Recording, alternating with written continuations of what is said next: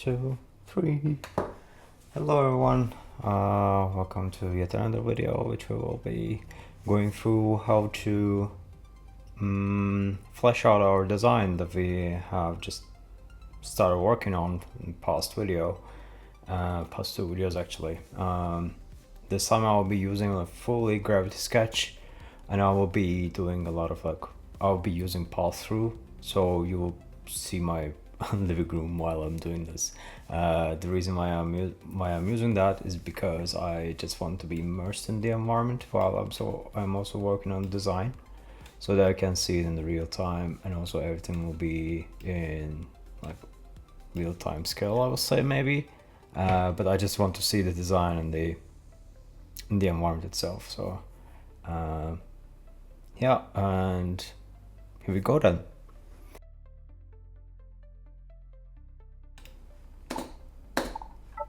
So this video, it was a capture that I had like for 1 hour, maybe like 1 hour and 6 minutes, and I have sped it up for like 3 times.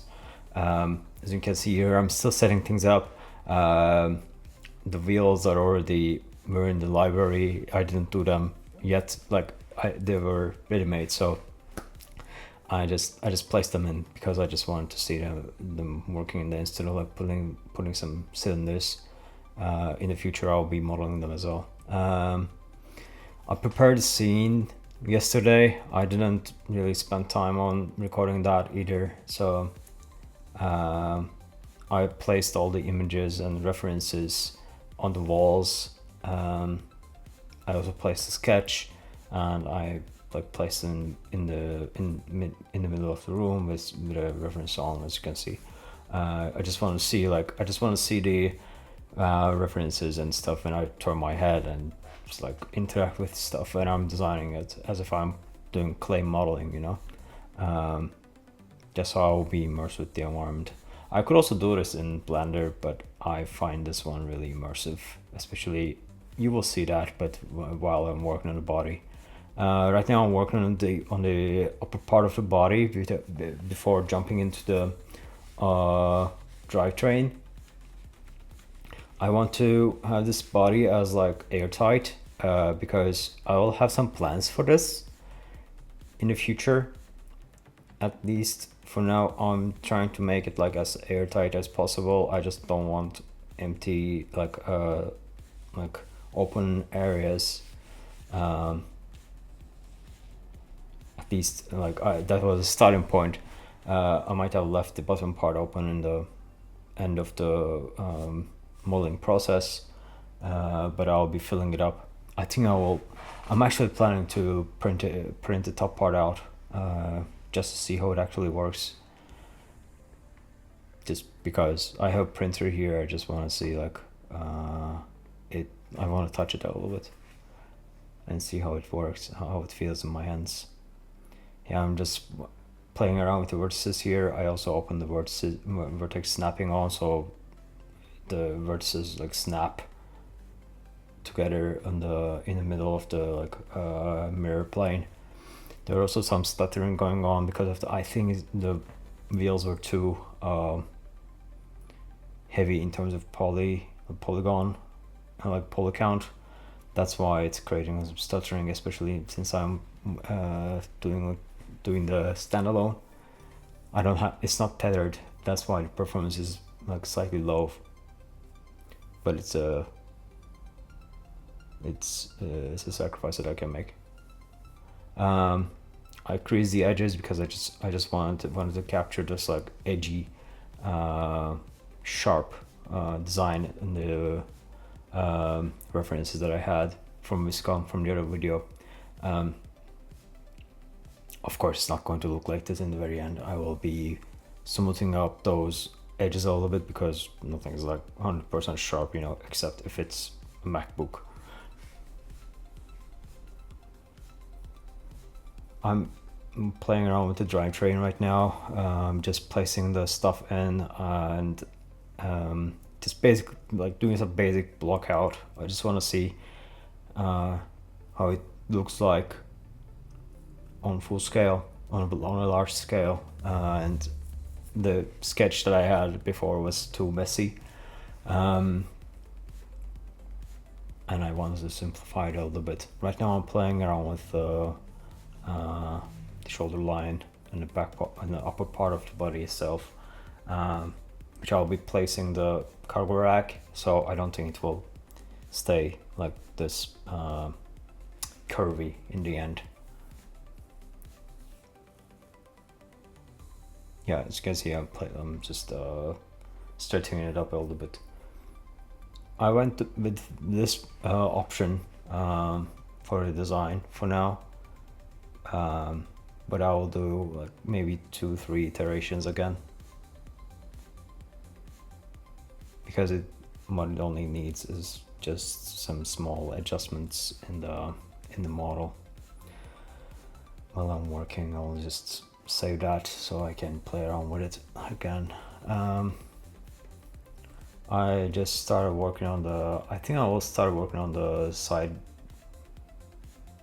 parts right now. I'm just adjusting the color and stuff just so I can match it with the initial concepts. As you also can see, it's like quite rough, and I'm working with quite planar. I don't want to complicate things too much, so I'm keeping the amount of vertices as controllable as possible. Otherwise, it's very easy for garbage sketch to get out of hand. Like, especially like playing around with the vertices and stuff. It's not as intuitive as Blender, because like you're also using your hands, and like things kind of become like longer to do, and Blender, when it comes to like the software, it's much more precise compared to this, and it's easier to become more precise. I'm working on the rear axis. Yeah, I'm just placing it right now, but I will change it eventually. Like, there's gonna be another like version in this one. Like, there's gonna be 2 versions, but I will probably do like a pass on Blender or Fusion 360.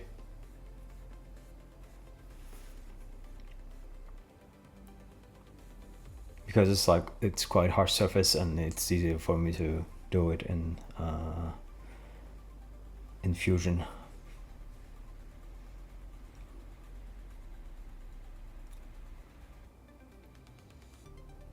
I'm trying to match the side lines design, like silhouette, to the original design. Of course, things can change. That's why I'm keeping it like as manageable here, so nothing that I'm putting on the table is defined yet.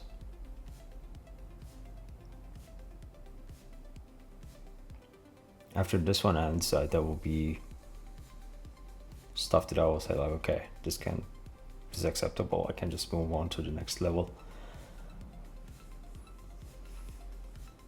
The bottom part of the rear axis, I think I will put the electric motor and maybe hydrogen cells.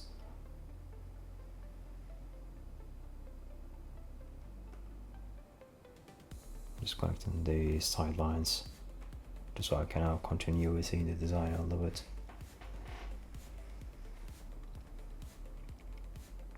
Yeah, I wasn't sure about how I can match these 2 parts. Still I'm not so fond of it, like you will see it.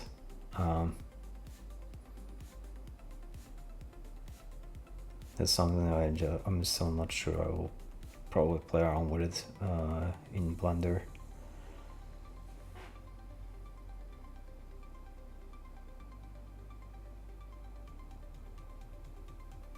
I'm again creasing the edges because, as you can see on the top part of the body,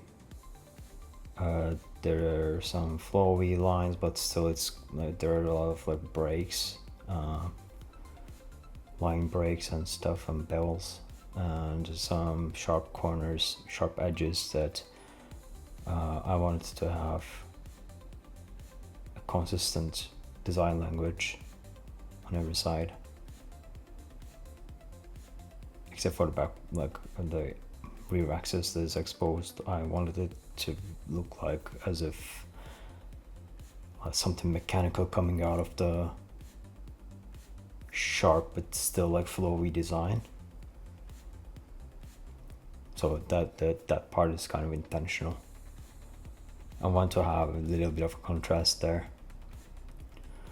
I'm trying to close the shape a little bit just so I can just put things together a little bit.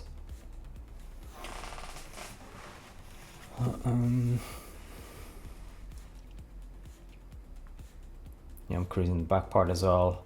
I think creasing adds some definition in the design. It just makes it like, hey, I'm there, I'm here, and like it's kind of starts putting some statement. Of course, flowing designs are great, but still there must be a point, like a point somewhere. Will be like, hey, that's cool, but hey, there's like a bevel or there's like a break point, and you're like, hey, that's cool. It's cooler this way, and I think that makes designs more easy to remember.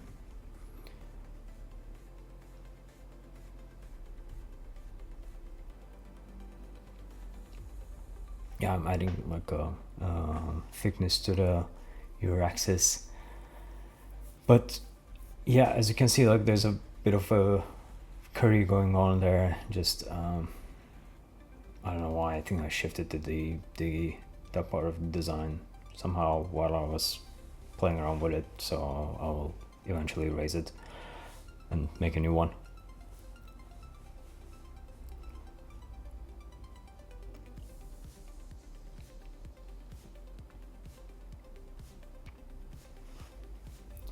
I'm creasing the edges again.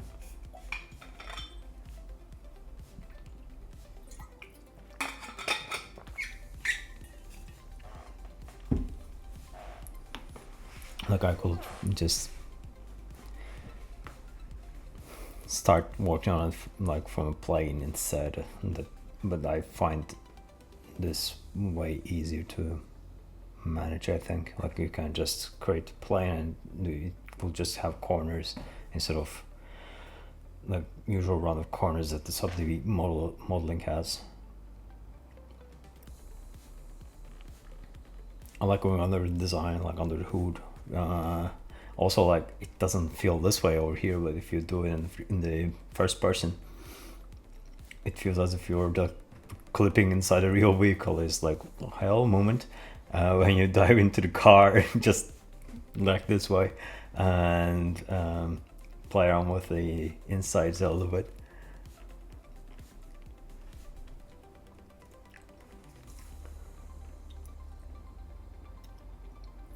So I'm adding the cargo rack, cargo area there. I think this still looks like too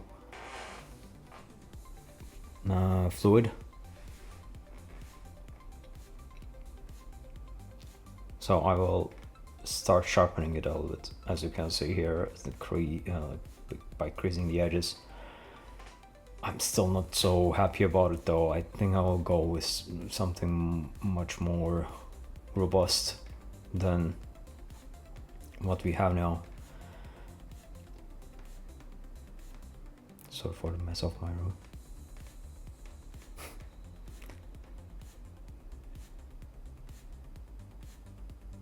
It's like a lot of pulling and pushing going on, and it's, for me at least, it's very difficult to be very precise in the software, which is not bad actually when I think about it. It's great for like shoe design, for example, shoe wear design, or like a vehicle design or sculpture.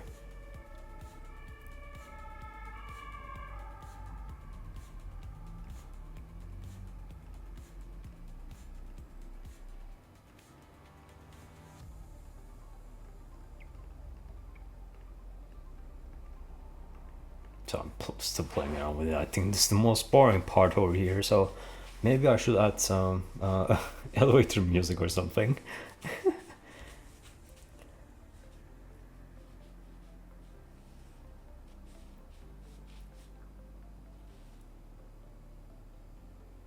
And I think, like, looking back at it right now, I find it too disconnected from design, the actual chassis.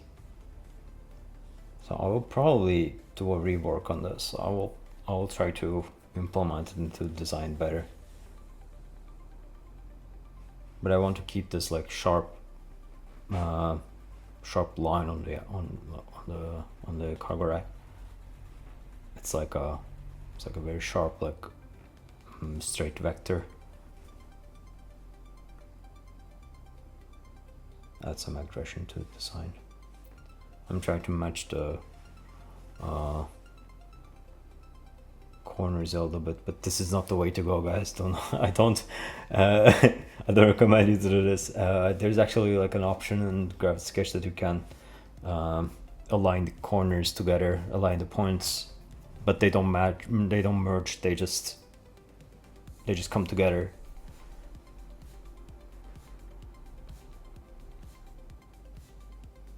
And you see, I'm still not sure about that area.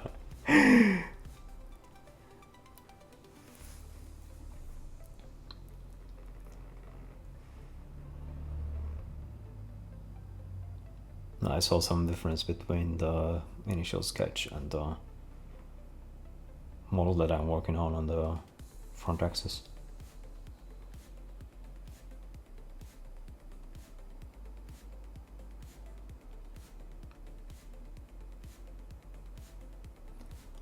By the way, I hope this video is not too fast for you guys,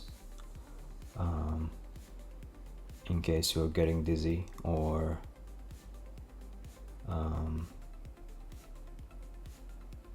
yeah, feeling bad about what you're watching. Please take a break, come back, or you can also leave the video if you want. I'll be providing you guys some puking bags.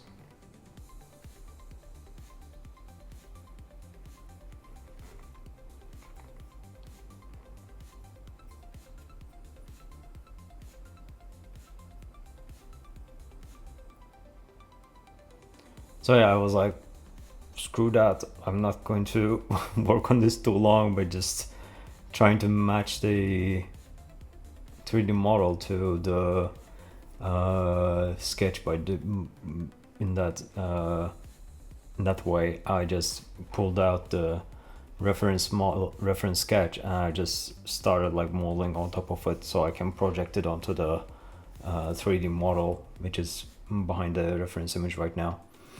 It's still not 100% accurate, but it doesn't really matter that much. I'm trying to still catch the essence of it.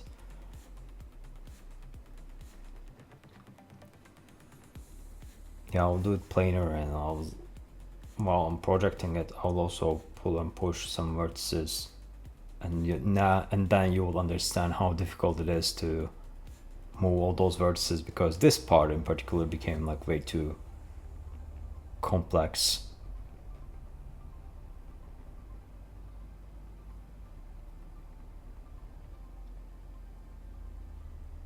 And there will be a lot of like, yeah, if you start having a lot of vertices in design, it becomes like very difficult to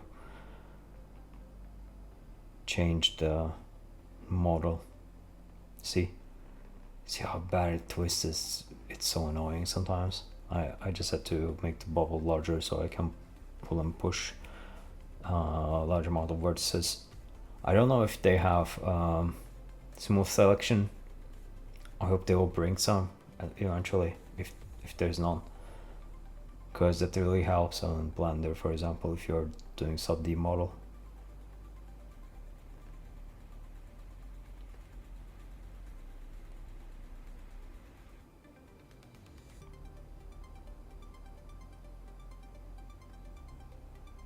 Yeah, looking back at it right now, I'm kind of wishing right now that I should have kept it like simple.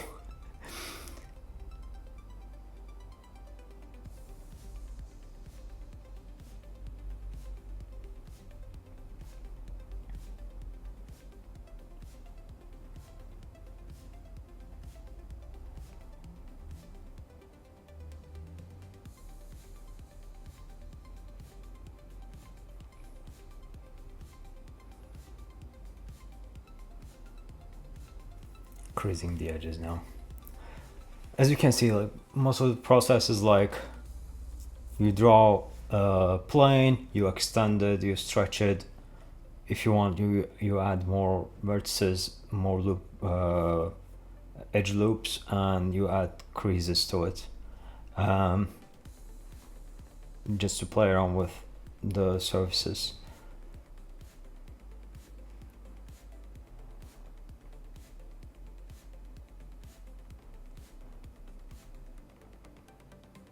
It's quite an easy process when you think about it.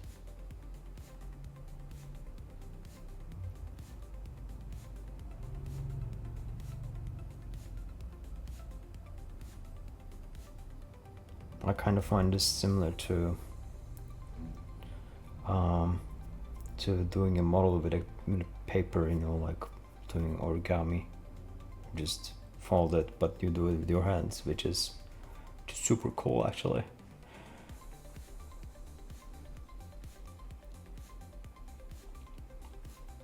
After this one, we will probably grab the model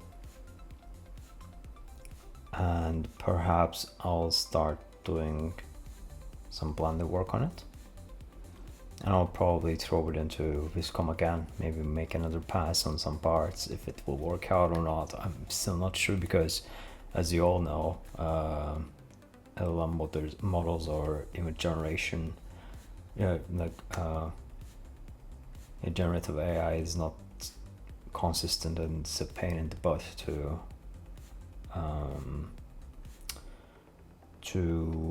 art direct. So if I will put this model again into Viscom, I'm sure it will come up with a very different thing than what we were looking for initially, and that might confuse us. But still, if I will try it again, and if it can give me some cool suggestions, I can still incorporate it, because we still have room for that. Like right now I can see the body is working and the lower half of the body is also working. Maybe back, maybe it can generate me something that is interesting, or maybe the cargo rack might become much better implemented, so we will see. Now I'm just placing it and just seeing how it will look like in the room. Just walking around a little bit. So yeah, as you can see, it's a very intuitive, very immersive process, and yeah, I love using that for my workflow. As I said, like from this we will be taking it to Blender. I'll be editing some parts, I'll put it into Viscom again, and then from there we will push it to the next level. I think I will finish the 90% of it in Blender, and for the 10% I will grab the blockout of especially the rear axis and like put it directly into Fusion, and like model that part like separately and bring it back. I'll also be remodeling the wheels and tires. So there's still a bunch of work to do in there, but I hope you're enjoying the process. Because I enjoyed it a lot. Shooting these videos, it really helped me explain the design process to myself while I'm explaining to you guys. So it just makes me more aware and more mindful about what I'm doing. So thank you all for watching, and I'll see you guys in the next video. Ciao.